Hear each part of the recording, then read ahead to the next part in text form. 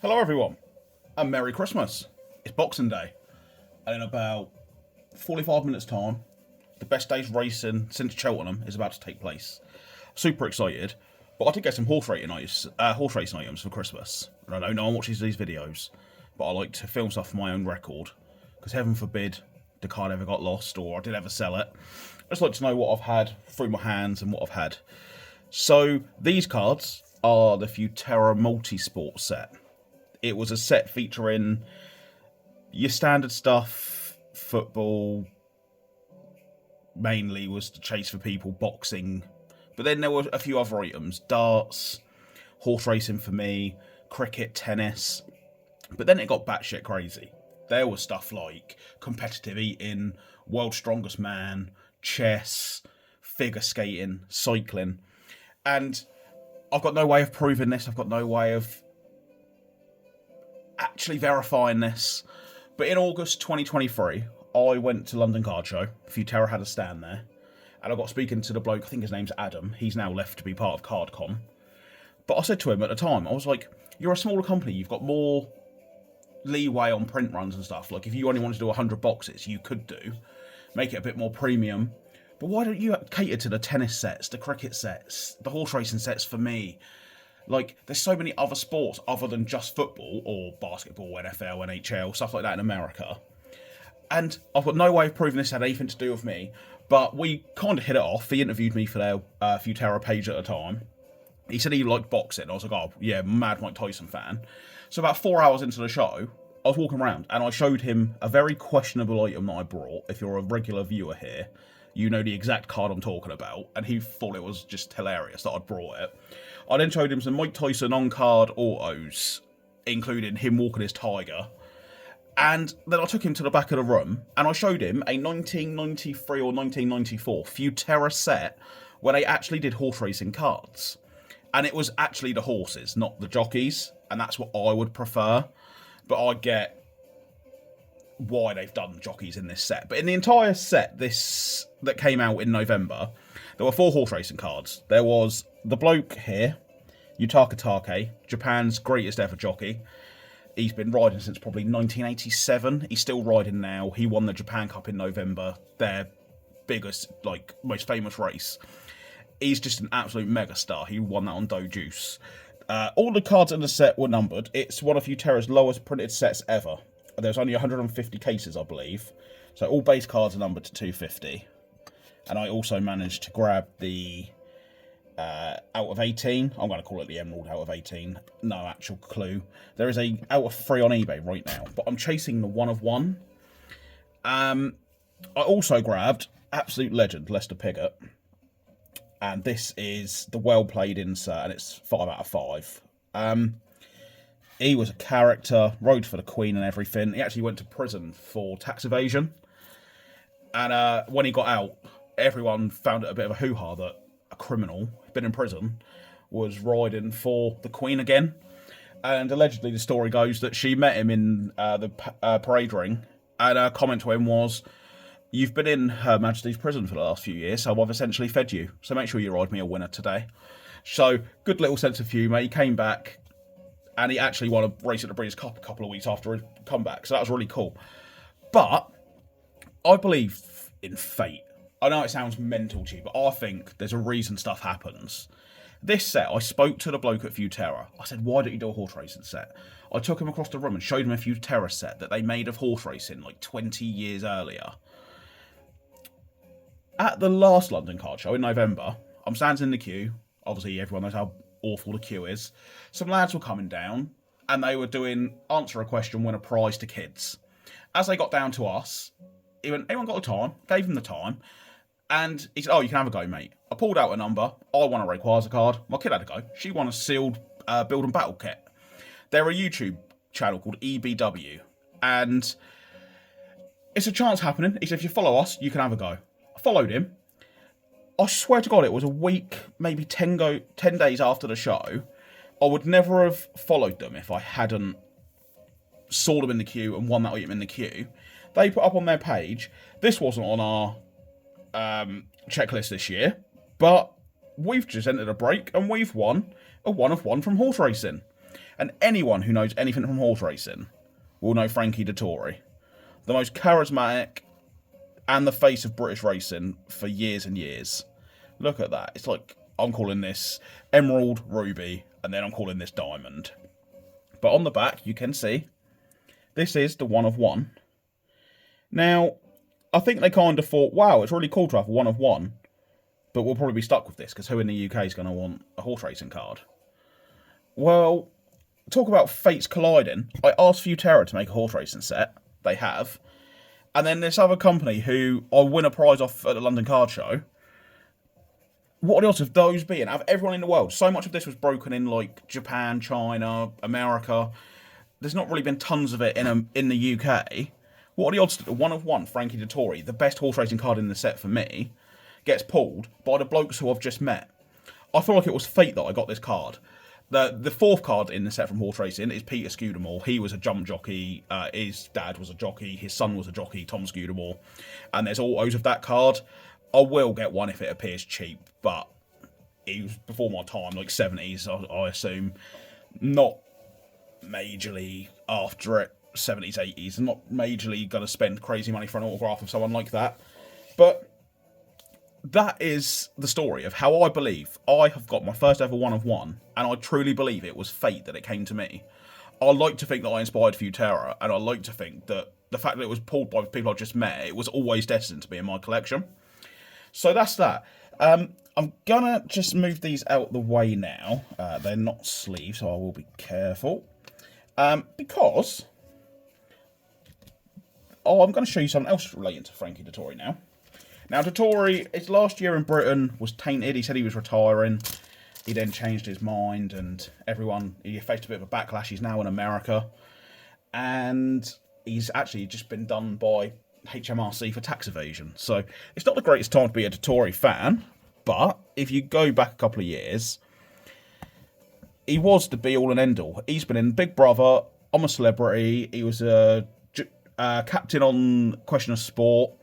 He is the face of racing. And his most famous day came on the 28th of September in 1996. 7 races at Ascot. Ascot obviously being the home of Royal Ascot.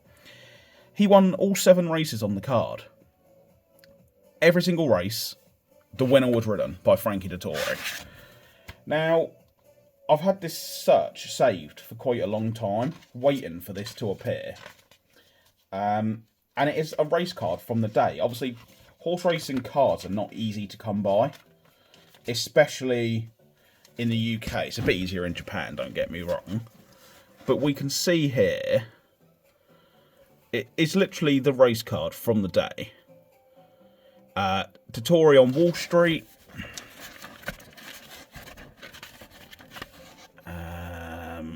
Dettori on, is it Diffident? Yep, it should be Diffident. He's at the top. And some of these names are actually mad that it happened. Mark of Esteem, Dettori. If you think that day, accumulators, people, after the first couple of races, people all through the card, they had all 7 races, 5 races. Accumulators were piling up. It cost the bookies £40 million. So Wall Street was a good name there. Mark of Esteem. You could say this was the biggest mark of esteem on Dettori's entire career. Dettori in this race, he rode Decorated Hero.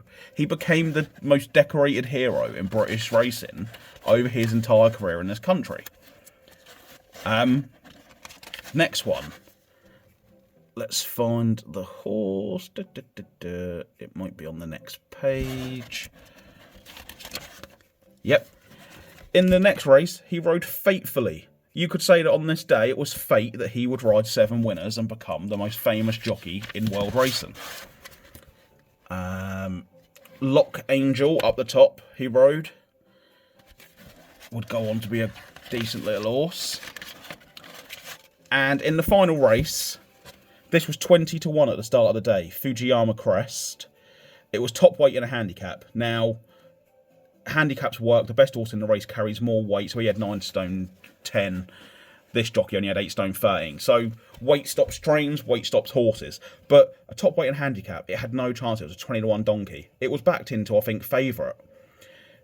It had no form, tailed off in its last race, and it won. 7 races, 7 wins for Frankie Dettori. And I've finally got the race card from the day, but on that day, and for one day only, he would sign his autograph and added the 7. I have a signed Frankie Dettori race card from the Magnificent 7, as it's known. And I literally cannot believe that I've stumbled across there last. I have the only one of one Frankie Dettori card in the world. And I have the race card from his greatest day signed with the 7 auto. I am so happy to have both of these in my collection. Just thoroughly cannot believe that I've got both. But we're not going to end the video there just yet. If anyone is watching this and you care, you may have seen in the past that I've opened up horse racing trading cards. There's a couple been from Cheltenham Gold Cup winners. There's a very rare set where only 100 were printed. I've kept them sealed. That was the early first 52 winners of the Gold Cup. There are some Grand National sets that I've been watching on eBay, but they're actually quite pricey because they're quite limited. Well, this year, they've brought out the Legends of the Cheltenham Festival. So, some of these, I'm assuming if there's a Galloping de Champs, a Quarto Star, a Denman, I would have already got a very similar card to that in the Cheltenham Gold Cup playing card set they did. But the perfect thing about this is there's going to be some 2-milers and stuff like that, some hurdlers that haven't had cards before.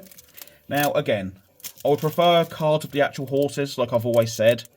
Jockeys aren't... Like, Dettori's a legend, don't get me wrong, but if he goes away for tax evasion and rides until he's 62 and can't ride a winner, it's like all great sportsmen, they kind of taint their legacy, don't they? But these have always had the colours on. So Golden Miller, I've already got this card in the Gold Cup set. These are navy blue. I don't know if it shows up on camera. Maybe they're a different colour in that set, I don't know. But Golden Miller, he is the only horse to win 5 Gold Cups. I've actually got a newspaper cutting from, I think it's 1936, when he won his 5th Gold Cup in a row. So it's just cool. If it's a slightly different colour, that'd be great. Persian War, I know. Hardy Eustace, champion hurdle, dual winner. Tough as nails, could never get past him. Alberta's Run was one of McCoy's good horses. Q card, I backed him in the Cheltenham bumper at 40-1. English horses don't win the bumper, and English 4-year-olds certainly don't. I was all over him. He'd go on to win multiple races, including the big race today, the King George. He beat Futera in a photo finish. Absolute legend of a horse. There's Galloping des Champs. 2 Gold Cup wins now. He races Friday or Saturday against Factor File. The winner of that will be the favourite for the Gold Cup in March. Imagine if he wins 3. It's almost unheard of. Golden Miller won 5. Barracuda, the French legend in the World Hurdle. Masterminded won the 2-mile champion chase as a 5-year-old. Vautour would have been... This is Susanna Ritchie and Rich Ritchie's colours. They've had Annie Power, Forheen, Duvan, so many great horses. Vautour won 3 times at the Cheltenham Festival. He wasn't even going to run in his last Cheltenham Festival. He was ill. It was 2 days before the race. They did a bit of work. They phoned the boss, said, right, get a ferry over. He's back. He won the Ryanair. Unfortunately, he died in training after that. He never got to win a Gold Cup, but he was an amazing horse. Night Nurse, a legendary champion hurdler. Honeysuckle, she won 2 champion hurdles. She won the Mayor's Hurdle.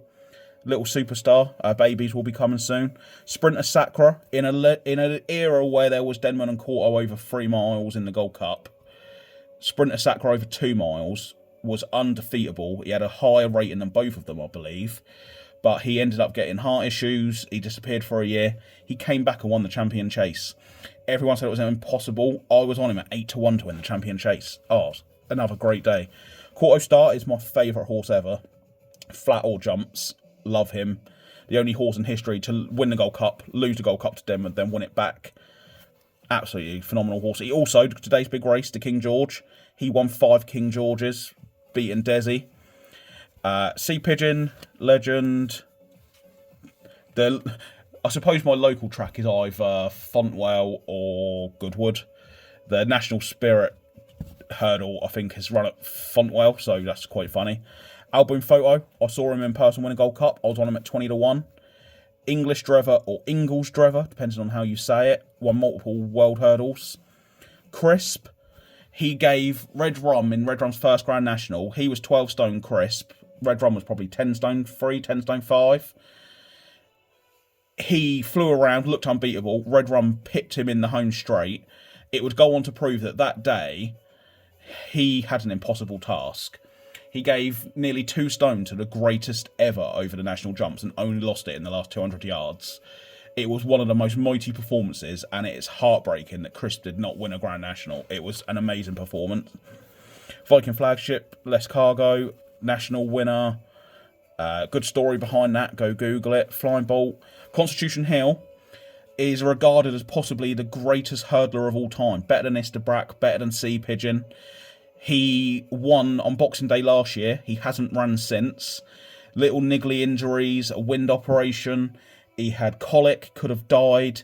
He's coming back, and it's like mixed today. Can Constitution Hill win this? And he's still the best horse ever. Even at 90%, even 80%, he was that good, he could still win it. But he's coming up against Lossiemouth, the best mare since Annie Power. And she gets £7. Hatton's Grace. Speaking of Annie Power, she fell at the last in the mare's hurdle. Cost me £2,000 on an accumulator. Absolutely gutted, but all I wanted was her to get up and be okay. That was on the Tuesday. On the Friday, I went to my first ever Gold Cup to see Coneygree, who I was on at 58 to 1 anti-post, win. After that, I saw Willie Mullins, the trainer, the best trainer of all time, near the best mate statue. And I just wanted to know how Annie Power was. I was like, is Annie okay? He's like, yep, she's back home today. She's eating up. She's absolutely fine. He spoke to me for 5 minutes. This is like getting 5 minutes with Alex Ferguson, Pep Guardiola, or a Ronaldo or a Messi. Like an absolute icon of jumps racing. Doesn't even need to. He could have said hello, goodbye. He signed my programme and spoke to me for a full 5 minutes amongst 60,000 people at Cheltenham. We'll never forget it. There's Desi, King George Hero, won the Gold Cup. Best mate. I was already watching horse racing, but wasn't really gambling on it at the time. But 3 Gold Cups. Gallopan's trying to do that this year. The only horse before that, well, the last horse before Best Mate to do 3 Gold Cups was Arkle in the 70s, 60s. And then, again, Best Mate, triple Gold Cup winner, legend. Golden Miller won 5. It's crazy. But I bunked school to watch the 3rd Gold Cup. And my dad was cheering him to lose. Hated it. Brown Jack is probably the only one I've not heard of so far. I might have to research that. Denman. I was Team Quarto Star. My wife always liked Denman more. And every time they race, she's like, oh, Denman, I'll do him today. Oh. Nearly caused riots. Tiger Roll, the only dual Grand National winner since Red Rum. He's probably won 4 or 5 races at Cheltenham Festival, from a 2-mile hurdle up to a 4-mile chase. Ridiculous. Galmoy, there's a big race named after that now. Big Bucks, won tons of world hurdles. At one point, I think he won probably 15, 16 races in a row, something stupid. And it was like, just cash out your mortgage, pull it on him, he can't lose, and he never did. Altior had a massive win streak. Badsworth Boy, Cause of Causes. These are all kind of legends. He was like a handicapper, so funny he's in there, but he did have a good win, to be fair. See You Then, Sir Ken. Dawn Run, she won the champion hurdle over 2 miles over the little jumps. She then won the Gold Cup over 3 miles, 2 over the big jumps. The only horse in history to ever do that. Duvan was a monster. Willie Mullins to this day says he's never had a horse as talented as this, but he just became injury prone, never lived up to his ability. Arkle, multiple Gold Cup winner. Whenever there's a good horse now, it's always compared to Arkle. They always go back to Arkle's rating. Arkle was winning races under 12 stone, 12 stone 5, and like every other horse in the race was like weighing 10 stone around the handicap, and he was winning races by like 20 lengths. You look at the videos back, and it's just unfathomable. Lady Rebecca was a little bit of a legend. Good broodmare now, I believe. Monksfield, Booler, Insurance. Oh my God, Booler is an insurance company, I think. Is it Booler? No. No. Ignore me. That's just quite funny in my mind. And Cottage Rake, Moscow Flyer, legendary 2-miler, Hurricane Fly, holds the records for the most Grade 1 wins. I think he had 21 or 22 Grade 1 wins. Absolutely ridiculous. Millhouse, Forheen the Machine. I went to watch him in a champion hurdle just to see him. He came 6th, got injured, came back as an 11-year-old and made his chase debut and won a Grade 1 at 11 years of age. Most horses these days retire at 10 or 11. He made his chasing debut at 11 and won a Grade 1. Incredible. Q Vega won 5 races at Cheltenham. Bad races. But she won 5, equalled the record. And Istabrak, 3 champion hurdles, 1 cancelled because of foot and mouth. Came back the next year, pulled up, never the same. But he won 3 champion hurdles and he was a monster. And people say Constitution Hill, who's won 1 and a Supreme, is better than him. He's back today. Let's see if he is. And then, that's quite funny. Langer Dan, he wins at Cheltenham, and then the trainer's like, oh, his legs fell off. Oh, he's got a lung infection. Oh, he's got ulcers. Oh, he has 3-4 races in a row. Say his rate is up at 148. He loses, comes last, loses, comes 12th, loses, comes 15th, loses, comes last. He goes right down in the ratings again to 135, 138, 140. Wins the race at Cheltenham. Repeats the process again the following year. He's the biggest fraud in racing. He was booed when he won last year because people are sick of the games they play. But if any of you like horse racing, if any of you find this because of the Futera multi-sport set, what do you think about the 1 of 1? What do you think about the other cards? What do you think about the dettori on-card auto from his best day ever? It'd be cool to find someone in the UK who collects horse racing or likes horse racing. Probably never find them. But thanks for watching. And I imagine over the next week or so, I made my kid a little mystery bundle for Christmas, Pokemon and a few other things. And I've got some Pokemon cards. I'll probably pop a Pokemon video as well. But thanks for watching, if anyone did. And yeah, I got a 1 of 1. I'm so happy. See you all later. Merry Christmas and Happy New Year.